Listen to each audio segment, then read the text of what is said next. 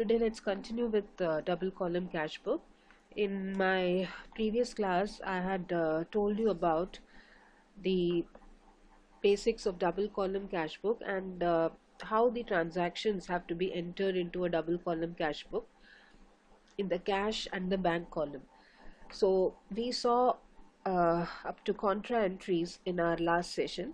Now I would like to take up some more transactions and how they would be dealt in the cash double column cash book, right? The first thing that is now we know here that if a check is deposited into the bank, right, let's say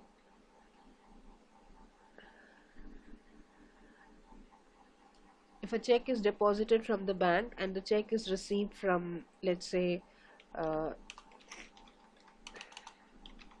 check received from Anil, right, which is deposited into the bank. So we put the entry as bank account debit to Anil account. In the double column cash book, here bank is the receiver basically. So on the debit side you will have to Anil account, fine, and here whatever is the amount, that's what we will put. This will come in the bank column of the double column cash book. Now we have deposited this check, right? Now afterwards we come to know that the check has been dishonored, right? So if the check is dishonored, then basically we pass the reverse entry, right? So in that case, if the check is dishonored, the entry that you will pass, the journal entry which we have already seen, this is Anil account to bank account, right? So basically when the check gets dishonored, here on the credit side, right, on the credit side of the bank column you will write by Anil account, and the same 10,000 rupees will go into the bank column like this, okay? So when a check is dishonored, right,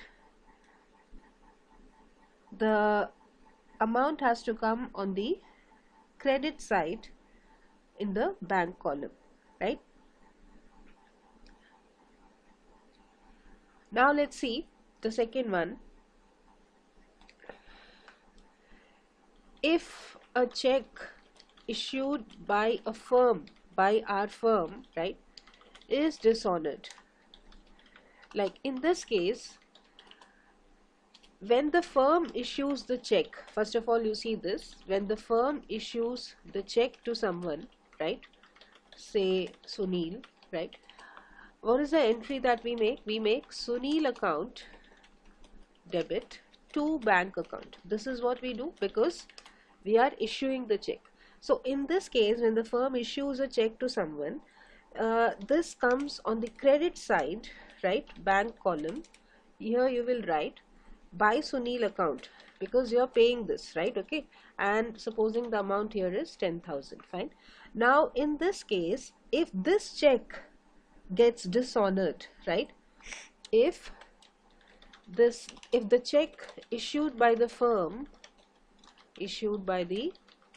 gets dishonored, then the reverse of this will be done, that is bank account debit to Sunil account, right? So now what we will do, in the debit side, right, you will write to Sunil account and you will put this amount, fine. So this is the case when the check received from a customer is deposited into the bank, right?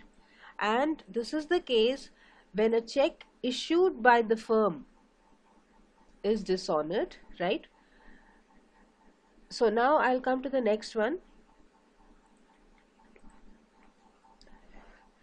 At times checks are endorsed to third parties, right, to a third party. In such a case, when the checks are endorsed to the third party, no entry will come in the double column cash book, right? you will just make a journal entry here, right? Journal entry needed here, and this journal entry will be, suppose I say checks endorsed to third party. Let's say the name of the third party is Sumit, right? So here we will write, here we will just put a journal entry. I am endorsing it to Sunit, right? And supposing I have received the check from, let's say, right? So this is basically, Sunit is the person to whom the check is endorsed, and this is the person from whom we received the check, right? So we are not putting it into the bank, right? So for that reason, the checks which are endorsed to third party will not come in the bank column of the double column cash book, right? Double column cash book. Fine. And you will just pass an entry in the journal like this, right? Debit the receiver, the person to whom you are giving, he is receiving the check, and credit the giver, the person who gave you the check, right? That is credited. Okay. Okay, now let's look at the next one. When any customer deposits the checks directly into the bank, right? Directly into the bank, these are entered in the debit side, right? Debit side bank column. Fine. That's basically a receipt, right? It is directly coming into your bank. Like, you're not getting the check and depositing it. It is directly going into the bank. So it is the same case that you do for receipts, right? Now the next one is the bank charges. Now bank charges means the bank is charging you for some services that they have rendered, right? So it's basically a payment from your side, right? And so this will come, this is bank charge is a payment, right? Bank charge is a payment as the bank is charging you this amount. So this will come on the credit side of the bank column. Fine. Whenever any cash discount is allowed in case of any purchases or sales, cash discount allowed or received, these cash discounts will be shown by way of a journal entry. It will not come in the double column cash book. Fine. Okay, so we looked at these transactions and how to deal with this.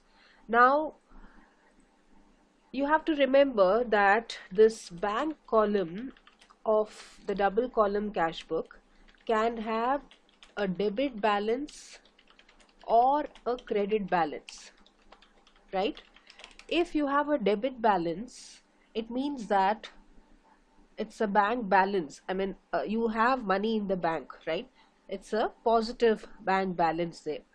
And if you have a credit balance, it is called as a bank overdraft, right? So debit balance, we call it as a bank balance. We have a bank balance of, let's say, 50,000 rupees or something like that. And if it's a credit balance, that means you have overdrawn. That is called a bank overdraft, right? And here we need to remember this, that the bank column can have either a debit balance or a credit balance, but always remember that the cash column should always have a debit balance. Should always have a debit balance. The cash column can never have a credit balance, right? Because you cannot spend more than what you have. You have to spend either the equal amount or less than that, right? So your payments cannot be more than receipts in case of cash column, whereas in the bank column, the company can go for an overdraft, in which case there can be a credit balance. And whenever the company maintains a double column cash book, they need not prepare a cash account and bank account separately in the ledger accounts. The same balances from the double column cash book can go into the trial balance, right? So there is no need for making a cash account and a bank account in the ledger. So now we have seen all the transactions which can come in your double column cash book, right?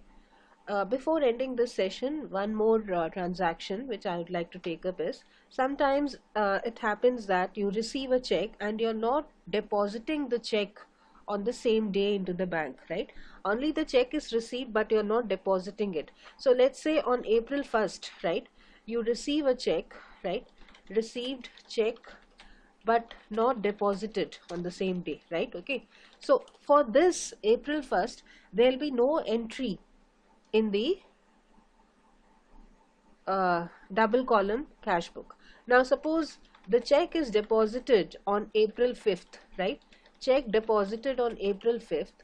Now on April 5th, on the debit side, in the bank column, you will write two checks in hand. This is what you will write, right?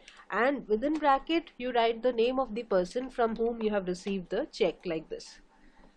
Okay, so this is how it has to be done in case the check received is not deposited on the same day. If it is deposited on the same day, then we directly write to Anil account, and if nothing is given in the question, it is always assumed that the check is deposited on the same day.